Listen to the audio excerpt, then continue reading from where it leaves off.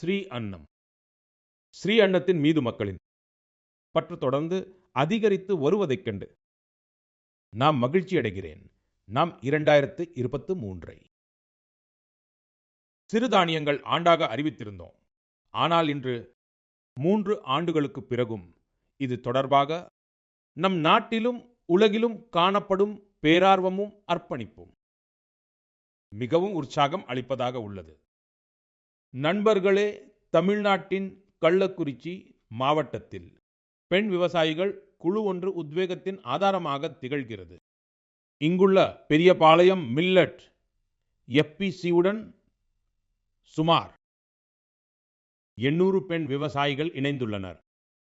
சிறுதானியங்களின் பெருகி வரும் பிரபலத்தை கருத்தில் கொண்டு இந்த பெண்கள் ஒரு சிறுதானிய பதப்படுத்தும் பிரிவை நிறுவியுள்ளனர். இப்போது அவர் சிறுதானியங்களால் ஆன பொருட்களை நேரடியாக சந்தைக்கு கொண்டு சேர்க்கிறார். ஸ்ரீ அன்னம் எனும் சிறுதானியங்களால் விவசாயிகளின் வருமானம் அதிகரிப்பதோடு மக்களின் உடல் நலமும் மேம்படும் என்பதற்கு உத்தரவாதம் கிடைத்து வருகிறது. சிறுதானியங்கள் ஊட்டச்சத்துக்கள் நிறைந்தவை, சூப்பர் ஃபுட் ஆகும்.